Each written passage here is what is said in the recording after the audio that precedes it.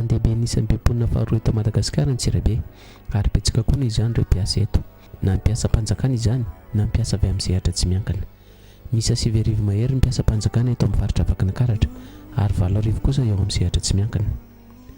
Maro be ny olana sedraindreo mpiasa ireo ary isan'andro ny fitarahana tonga eo anivon'ny sendika miaro ny mpiasa eto amin'ny faritra.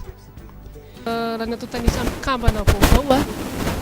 izay miditra ao amin'ny sendika zany ao anatin'ny 2 volana dia tsy voafetra fa indraindray ao anatin'ny 2 andro misy tonga dia 20 société iray indray miditra. Ao anatin'ny 2 volana monja dia tafakatra manodidina 900 izany fitarahana izany araka ny nambaran'ny mpitsirika asa na ny inspecteur du travail. Fitarahana mahakasika ny fanajana tsy fanajana lalàna ny asa dia tena maro be. Raha toantsika anatin'ny volana angamba anatin'ny 2 volana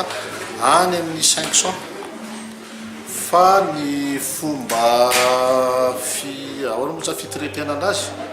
ny tondrana vahaolana anazy zany dia isan-karazany be. Izay moa maha hoe teknisianina anay eo amin'ny lafiny zany hoe fampahafantarana ny lalàna voalohany indrindra fanaraha-maso ny fanajana ny lalàna ary firotsona amin'ny fanelanelana rehefa misy disadisa. Ny tsy fahafantaran'ny mpiasa sy ny mpampiasa ny lalàna mifehy asa ny fototra tena mahatonga ny olana. Maro amin'ireo mpiasa matetika no tsy mahafantatra zony feno natokana ho azy ary tsy mifanohitra amin'izany koa ny mpampiasa izay tsy mahalala na ny tsy mahafantatra ny zo an'ny mpiasany. Ny tena olana amin'ny resaka lalàna ny asa dia tsy dia manita ny olona loatra ny lalàna ny asa. Raha ohatra zao ohatra hoe olona aloka hanangana orinasa anankiray dia aty amin'ny resaka fananganana orinasa resaka etra any tena atao hoe ezaka izany olona fa aty amin'ilay resaka lalàna ny asa raha tsy misy olana ilay olona tsy mitodika makany sahala amin'izay koa mpiasa. Za zany dia manentana foana ny ankizy roso amin'izany hoe tontolo ny asa zany ireo mpanangana orinasa izay anangana orinasa mba anisan'ny tena lalimy ihany koa resaka lalàna ny asa satria ny tsy fanajanan'izy io dia mety ary afaka hampandrigan'ny orinasa vetivety mihitsy. Maro ireo karazana tsy fanaran-dalàna ataon'ny mpiasa na ny mpampiasa raha ny eto Madagasikara manokana no resahana. Ny vary polisin-jaton'ny fitarahana tonga eo anivon'ny ministera dia io tsy fanaran-dalàna io avokoa. Fitarahana moa dia manodididina izay hoe fanajana ny lalàna izay foana raha amin'ny resaka ora fiasana fioarana zany satria voafetra izy io na amin'ny ao anatin'ny asa atao anatin'ny herinandro no anatin'ny 2 volana tsy fanajana n'ireny le hoe fialana sasatra na le ataontsika hoe congé ary le aty amin'ny fiainana ara-tsosialy iny matetika hamevan'ny mpampiasa foana nefany ataoko hoe ararodoko zao le fifampiasantsika zao nyresaka hoe fiahina ara-tsosialy dia tombo no ampiasa so amin'ny mpampiasa sahala amin'izany koa le fiahina ara-pahasalamana fiaina ara-tsosialy moa ile tenentsika hoe knapsa fiaina ara-pahasalamana aty amin'ilay service médical du travail sady maninona le izy no tombotsoa androtota tombotsoan'ny mpampiasa le izy satria ozy ny lalàna hoe raha ohatra izy tsy manana an'le fiahina ara-tsosialy raha ohatra izy tsy manana an'le fiahina ara-pahasalamana dia zaka amin'ny mpampiasa zato isan-jato. Ataontsika mandray ohatra tsika misy olona maratra ohatra amin'ny tanana anankiray sanatria raha manao raha tsy nanana le fiahina ara-pahasalamana azy izy tsy nanana le fiahina ara-tsosialy ihany koa dia anjaran'le mpampiasa zany mizaka anazy mizaka an'izay le fitsaboanan'le olona zay.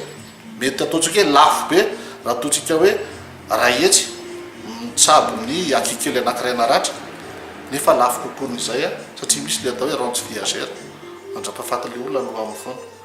Izay zany miandra le mpampiasa izay mieritreritra fa hoe afakafaka na da atao hoe maivamaivana ny sarotra amin'ny tsy fampidirana an'le mpiasa amin'ireny fiahina reny. Ho an'ny mpiasa moa dia zavatra ohatrany rehetrarehetra io hoe ny mpiasa dia mety ho tratra ny zavatra maro be iny lalany andeha hiasa iny ohatra sanatria mety voadona amin'ny posy voadona amin'ny bus any anivon'ny toeram-piasana any efitsy fitandremana kely fotsiny dia efa tonga ny accident dia efa misy le régime ho an'izay na amin'ny social zany na amin'ny resaka fahasalamana. Ho an'ny ministera ny asa-panjakana sy ny fanaovazana ny fitantanana raha-panjakana ny asa ny fampananana asa ary ny lalàna sosialy eto amin'ny faritra Vakinankaratra manokana nahitana tsy fahatombo manana ny asa satria na ny biraona tanterana ny asa rehetra hanampiana ireo mpiasa malagasy ireo asa dia tsarosary. Tantaraka manao lazaiko anareo hoe depuis 1975 nitsangana ny service régional préfectoral anarany tamin'izany eto Antsirabe momba ny emploi sy ny travail. 2011 natsangana ny service régional de fonction publique sy ny direction régionale natsanga amin'ny ministère miaraka dia nanovatrano foana etretinareo fa ao anatina efa ho trentaine quarantaine d'année nanovatrano foana lay direction.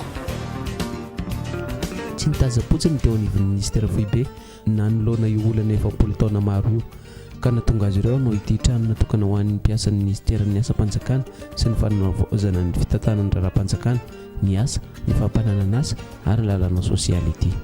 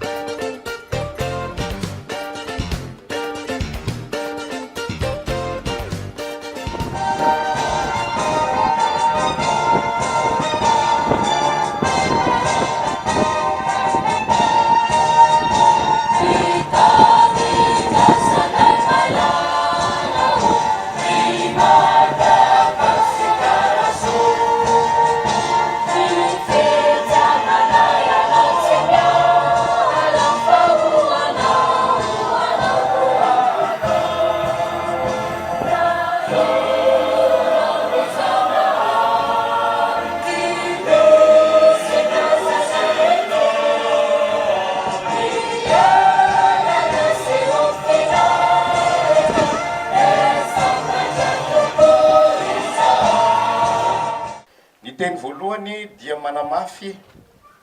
ny fisaorana n'Andriamanitra araka ny efa voalaza teo noho ny fahafahatsika manatanteraka izao fihaonana izao itokana an'ity trano ity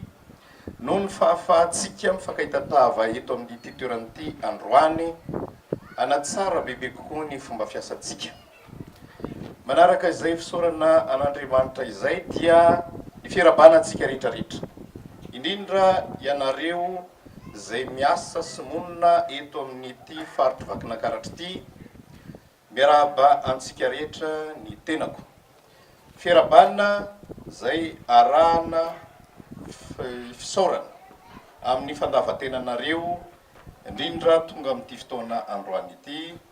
ary fandavatenanareo amin'ny fanatanterahana ny asantsika ato amin'ity ministera ity. Tamin'ilay andro alina nanolorana ny mpikambana ao amin'ny gouvernemanta dia antononina ny anaran'ny ministra tsirairay dia rehefa nanonona ny secrétaire général ny présidence dia hitako vetivety kely ny fanononana ny andraikitry ny ministra tsirairay ary satria vetivety dia misy aza ministra mbola tsy voatonona akory le andraikiny dia efa nitsangana izy fa rehefa nitononona le ministre ny asa-panjakana ny fanavozana ny raharam-panjakana ny asa ny fampananan'asa ary ny lalàna sosialy aveo mbola nadika tamin'ny teny frantsay hoe ministre de la fonction publique, de la réforme de l'administration, du travail, de l'emploi et des lois sociales. Fa tena nandritran'izay fotoana ela be zay dia sady mbola nakaina fatratra noho ny tenako fa nakasaina fatratra ihany koa amin'izany tsy ny alavan'le anaran'ny ministera ihany fa ny avesatra zany andraikitra hosanina izany mavesatra hoavana ny asantsika atao amin'ity ministera ity isika no ikarakara isika no mikarakara isika no mikarakara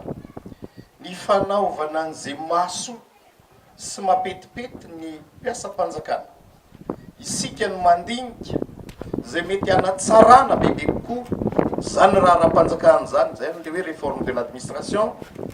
isika no manao zay anatsara bebe kokoa ny asan'ireo mpiasa rehetra tsy miankina amin'ny fanjakana ary isika no mikaroka ny hevitra rehetra mba hafahana mampananasa ireo izay tsy mananasa. Raha antanina hoe firmo ny tsy mananasa eran'ny Madagasikara tsy amanjatony na amin'Anarivony na Manalina ny tsy maintsy valona antapitrisany. Fa ny olana anankiray koa dia izao hoe ireo lefa miasa indrindra fa ny tsy miankina amin'ny fanjakana dia indrisy no le mbola toerana misy ny toekarentsika amin'izao fotoana izao dia 700 any hoany dia mbola any amin'le sehatra tsy ara-dalàna, mba tsy tenenana hoe sehatra totoa akory aza fa vitsy dia vitsy no any amin'ny sehatra mbola ara-dalàna. Ary ny dikan'izay ara-dalàna izay dia vitsy dia vitsy ireo ara-dalàna ireo voakarakara amin'ny lafiny sécurité sociale, amin'ny lafiny sosialy. Ny fikarakarana an'ireo ara-dalàna ireo aza dia mbola manahirana indray koa fa tsy tomombana, tsy mbola araka ny tokony ho izy, tsy mbola tena mety ka mahatonga antsika voatery miara-miasa amin'ny any ivelany rehetrarehetra. Misy karazana projet iarahana amin'ny BET eo amin'ny sehetry ny fanatsarana ny sécurité, ny fahasalamany ny mpiasa any amin'ny sehatra tsy miankina amin'ny fanjakana, eo amin'le ampahankely mbola ara-dalàna ary zany. Fa maika moa firetsy ny tapitrisany tsy mbola ara-dalàna hoe velombelona fotsiny manao azy avely teny eo dia mivaroboary boanjo etsy manambomboatra kely sambosy eriky toto sy ny sisasisa tahaka izany. Zany le olana fa zany no asa miandratsika ato amin'ity ministera ity. Ny amin'ny sehitry ny asam-panjakana moa dia tsy tenenina intsony. Hitantsika ireny syndicat, hitantsika ireny fitakiana ataon'ny syndicat isan-karazany ireny hoe mitaky fanatsarana, karama, grille indiciaire, zao rehetrarehetra zao, zay misy adevitra manahirana satria etsy ankilany. Tsy hoe mitaraina ireo dia tsy maintsy tanterahana, kanefa koa hoe satria sarotra ny toe-karem-pirenentsika izao dia alao avelany fotsiny amin'izao, sarotra zany. Tsy maintsy misy fifampidiniana sy fifanakaloza-kevitra hoe inona no mety ho zakany lakana, inona no tsy vita, inona no mety vita. Hitantsika nisy grève reny any amin'ny sokajina mpiasam-panjakana maro isan-karazany eo amin'izay anatsarana ny faropiana ny mpiasam-panjakana. Zany rehetrarehetra zany dia mbola olana goavana eto amin'ity firenena ity. Ny vahaolana amin'izany dia tsotra ny fomba fiteny azy fa goavana ny fampakarana ny toe-karem-pirenena mihitsy. Ny fiainan'ny firenena rehefa ny firenena tsika amin'izao fotoana izao dia anisan'ireo firenena 5 manitra ny leran'izao tontolo izao dia mazava fa mifanaraka amin'izay koa ny farom-piainan'ny mpiasa na miankina amin'ny fanjakana na tsy miankina amin'ny fanjakana. Ny vahaolana dia miala ao amin'ilay firenena 5 manitra indrentsika ka ny amin'ny miakatra ny amina firenena mba mandroso ara-toe-karena. Zay fandrosoana ara-toe-karena izay ho lasa goavana. Tsy andry an'izay koa nefitsika vo hijery ny mpiasam-panjakana na hijery ny mpiasa tsy miankina amin'ny fanjakana fa tsy maintsy mitady ela ny elam-panahy. Inona no azo atao, inona ny fifampidiniana, inona ny fanatsarana mety ho azo atao. Raha meno an'izany rehetra izany ary mahatonga mitanisana dia mahazo an-tsaina hoe goavana ny asa miandratsika atao amin'ity ministera ity. Goavana ny asa miandra nareo atao amin'ity direction régionale ty Vakinankaratra ity satria faritra Vakinankaratra tsisy malala fa isan'ny faritra be mponina indrindra eran'ny Madagasikara, be orinasa indrindra, be mpiasam-panjakana ihany koa satria voalaza teo hoe any amin'ny 7,000 mpiasam-panjakana eto amin'ity faritra Vakinankaratra ity, any amin'ny 520,000 ny mpiasa tsy miankina amin'ny fanjakana ara-dalàna, le secteur formel, fa tsy voatanisa ny secteur informel. Goavana ny asa miandranareo ato. Indrindra moa amin'izao fotoana izao fa ny ampiasa anankiray ny asan'ity ministera antsika ity dia ilay antsoina hoe fampanananasana ny emploi zay andraikitra goavana miala taty amin'ity ministera ity fanakany amina ministera ny enseignement technique et formation professionnelle nefa amin'izao fotoana zao dia miverina tanteraka aty amintsika aty amin'ity ministera ity ny direction générale ny emploi aty ny ONEF aty ny zay zavatra rehetra mikasika an'izany hoe emploi zany ato amin'ity ministera ity daolony raiky io asa goavana ny miandratsika eo no mahatsara n'izao fanatsarana ny toeram-piasana izao ka nananganana mitony tranotony satria treto a dia trano tatsy tary trano nofana tamin'ny taristatsy trano zay tsy de tena nanana nina izy azy amin'ny mahale andraikitra miandratsika dia ity trano tya zay nandaninina vola any amin'ny totaly ny hatramin'ny nanaovana ny trano fanatsarana an'le fahasimbana vokatry le taona vitsikely zay ny fanaovana ny fefy sy ny trano gardien dia mitentina any amin'ny 700 tapitrisa ariary na mahery ny nanamboarana an'izao toeran'izao vita tsara ny trano tsy ditsika izy rehefa avy ny fitaovana dia eo ampiezahana ny anatsarana azy sika misy ihany ny fitaovana zay avy aty amin'ny ministera izy koa isorana nyreo sampandrara sy orinasa mpiara-miombinampoka eto an-toerana zay nanome antsika fitaovana ho an'ity trano ty isorana sy ankasitrahana azy reo a izany arangatahana teka ho azy reo amin'izany fiaraha-miasa izany fiezahana anatsarana ny toeram-piasana izany rehetrarehetra zany mba hahafahantsika manatsara ny fomba fiasantsika ny zavatra tiana tenenina fotsiny de zao mbola lavitra ny asa miandratsika mbola sarotra mihitsy aza ranomaro mbola manahirana nefa isorako anareo rehetra sady ary isorako anareo niezaka rehetra zay efa nataonareo tato amin'ity direction régionale ity niezaka nataonareo sampandraram-panjakana rehetra direction générale rehetra amin'ny ministère rehetra eto amin'ity faritro vakinankaratra niezaka zay nataonareo mba natotosanareo ny andraikitra miandry anareo ankasitrahana antsika menakavya izany ezaka izany ankasitrahana ny fiaraha-miasa sy ny fanatsarana mbola sarotra ozy aty teo ny ezaka satria eto amin'ity direction régionale ny vakinankaratra ity zao dia efatra amin'ny telopolo ny mpiasa ato fa misy direction régionale sasany amin'ireo direction régionale 2 manerina ny Madagasikara dia mampalahelo misy an'izany hoe seza tsy ampy dia mifandimba mipetraka aloha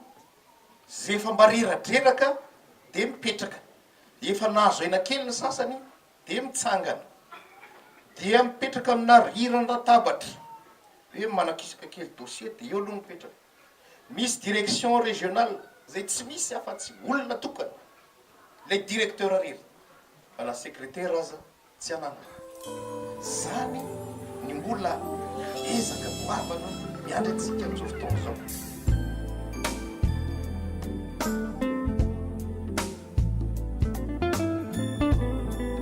Sous le patronage de M. Tsai Christian, Premier ministre et chef du gouvernement, ce bâtiment a été inauguré ce 21 septembre 2018 par M. Ramaoul Mas Holder, ministre de la fonction publique,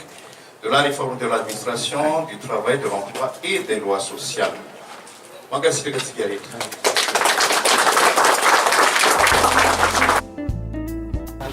dia mirary soan'ity trano ity tondra soan'ny firenena sy hoan'ny mpiasa rehetra eto Madagasikara. Monsieur le directeur régional, monsieur le maire, monsieur le directeur de cabinet, monsieur le chef. Efitrano maro sy fitaovana samihafa no natolotry ny ministera ho an'ireo mpiasa.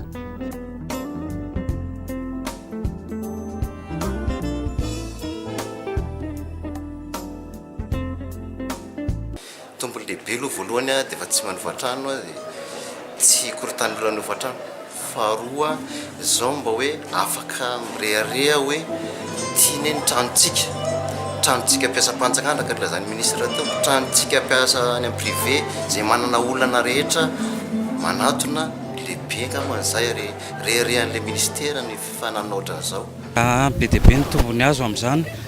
manomboka izao zany dia mba efa manana ny trano manokana hikarakarana mpiasa-panjakana sy mpiasa privé ireo ny eto Antsirabe vakina karatra ray manontolo dia mba fanakaikikaiky ny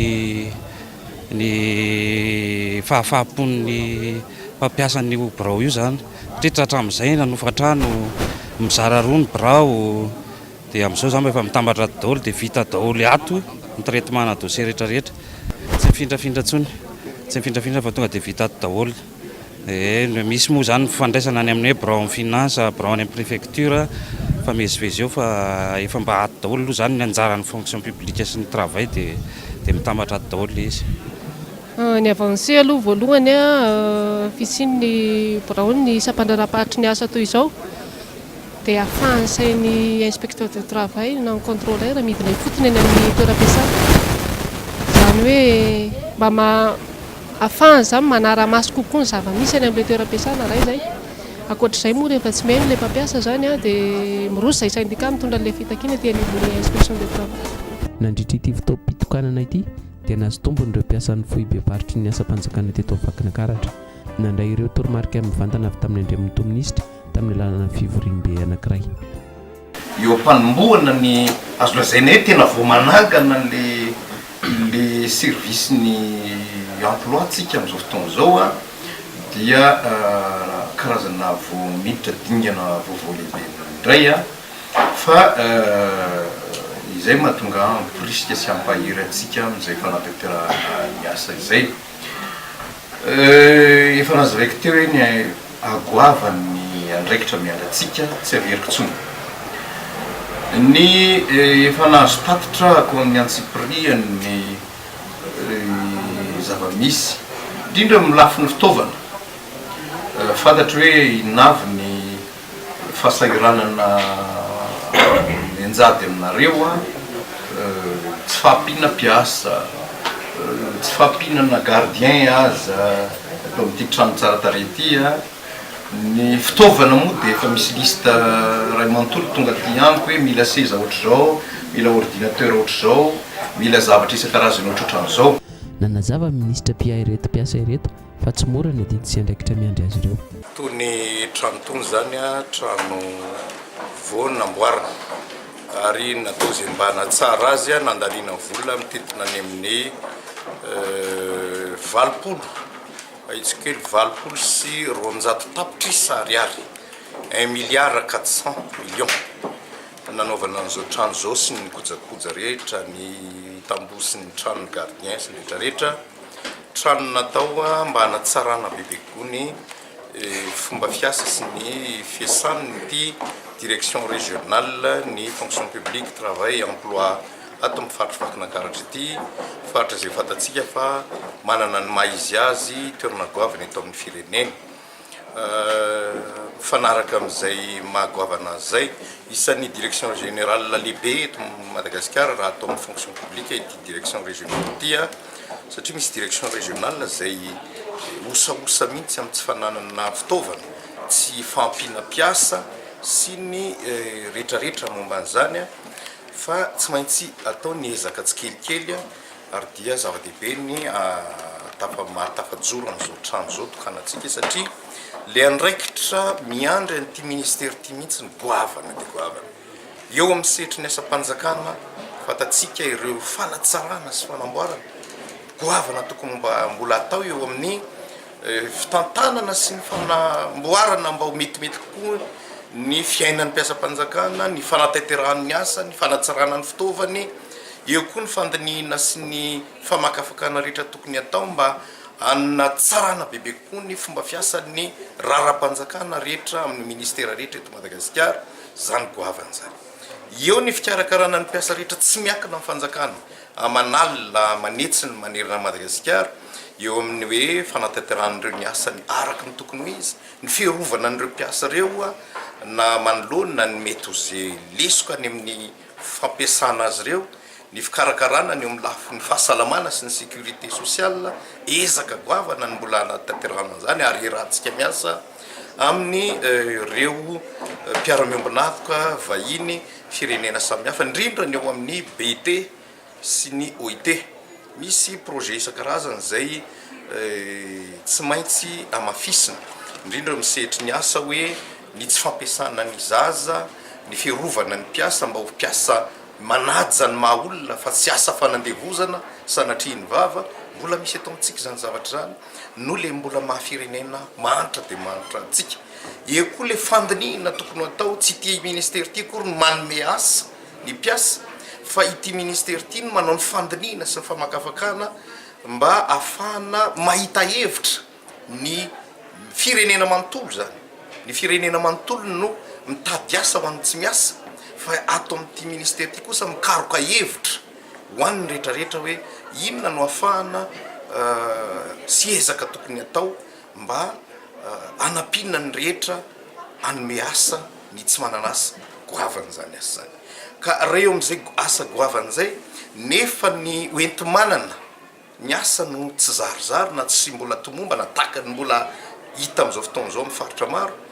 dia mbola lavitra tsika fa zay no mahazava-dehibe ny zavatra vita tahaka zao anatsarana ny tokony atao vonana tanteraka ny asany avy hatrany ireo mpiasa fantany foana tolotra azy ireo ny trano ny asa mbainky ataonay zao aloha dia manentsika foana n'lay hoe le ohatra ny mpiasam-panjakana dia manentsika n'lay hoe avancement ny mpiasam-panjakana enareo angamba ny programme ny gouvernement tamin'ilay hoe ny mpampianatra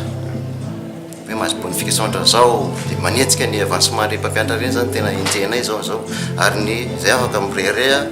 io ny chef de service moa eo fa au niveau nay tsy misy dossier hoe milona be zany fa na fonction publique zay any amin'ny travail ndray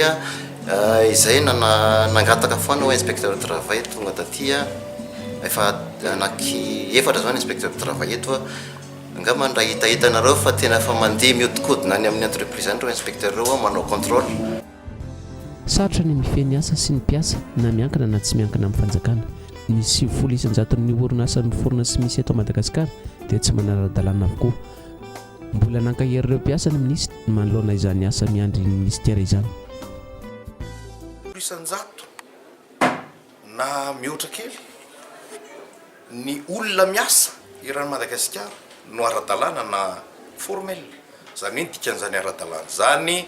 dia manaja fipetra rehetra takin'ny lalàna amin'izany resaka asa zany any amin'ny knaps any amin'ny sinsisa fa ny 9 isan-jato dia olona manao asa kitotona mba tsy tenenako zavatra hafa na manao asa foroporona mboamboariny etsero mba hamelomany tenany amin'le fomba fiteniny samy mba midebideby raha am'izay hafa avelona azy eo tsy mety raha hoe avela am'izay izy dia samy mideby rary fa tsy maintsy miditra tsehatra ny fandinihana an'ireny mba ho zavatra ara-dalàna ezaka goavana zay fa tsy moramora fa mila fa ezaka goava ary eo dia isika rehetra mihitsy tsy maintsy manao zay ezaka zay ny zavatra somary mahavariana kely dia ny vahiny mihitsy indray azany no matimatiny na sarotiny anga mampirisika atsika hoe ataovy zay fomba formel an'ireo asa informel na mbola asa tsy ara-dalàna ireo dia tsy maintsy manao ezaka isika rehetra mbola adogoavana ny miandry ireto mpiasan'ny ministera ireto amin'ny fanafoanana fampiasana ny zaza tsy ampitaona raha ny atao anatin'ny faritra vakana karatra manokana dia sahirana ireo mpanara-maso sy ny mpanatanteraka ny lalàna satria efa tsy voafehitsony izany manoloana amin'ny fahantrano sy ireo asa tsy manara-dalàna izay miforona etsero voasokajy ao anatin'ny firenena folomanitra indrindra eto ambonin'ny tany Madagasikara ary io no tena mahatonga ny fampiasana zaza sy ampitaona raha ny nambaran'ny ministra any amin'ny faritra Savahany ny fampiasana ny zaza amin'ireo le fiotazana sy fikarakarana ny vanireo mbola zaza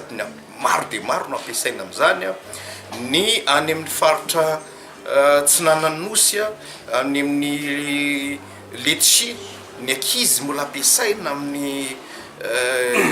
fiotazana sy ny fitaomana letsia any amin'ny faritra maro a ny fampiasana zaza amin'ireny le hitatsika le carrière reny le mikapokapoka vato reny zaza mampiasaina amin'ireny ny zaza nefa tsisy malala hoe tokony mbola anatin'le fotoana mianatra izy aloha beazina izy aloha olon-dehibe izy vao tokony miasa fa tsy hoe ankizy iny izy a dia zany ezaka goavana amin'ny faritra maso karazany eo koa le fampiasana ankizy any tokantrano le mpanampy antrano a reny misy olona ezaka goavana tsy maintsy hijerena maromarotra satria indraindray mivadika ho fanandevozana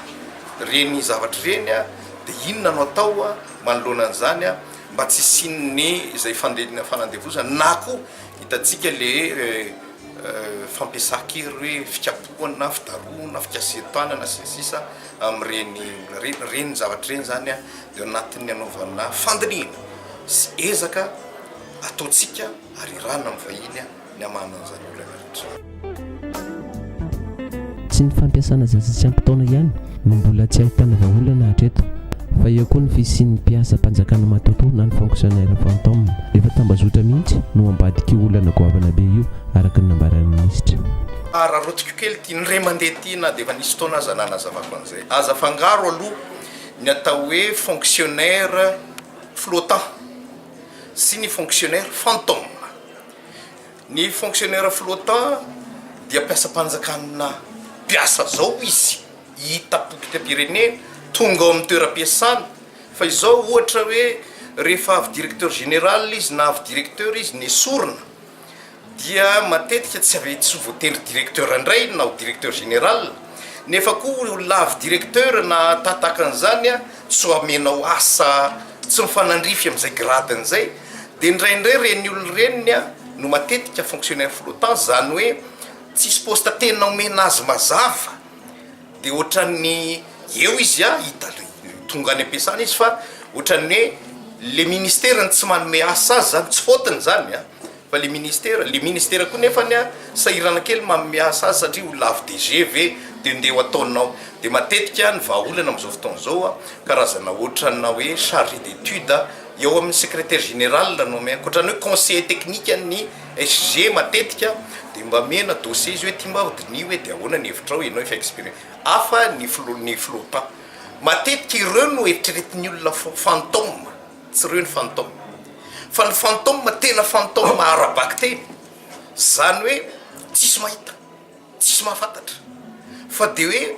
any anaty dossier any fotsiny zany rehefa jerena nisa dia hoe reto ny mpiasa-panjakana fa raha jerenao ny any amin'ny ministère tsy mifanaraka an'iny fa ireny a ndraindray a olona mpiasa-panjakana matohatra dia tokony foana amin'izay ny fa any anaty any réseau ohatran'ny risoriso zany io raha ny tena marina misy olona zay tsy idiny angamba amin'ny fomba tsotra ny dossier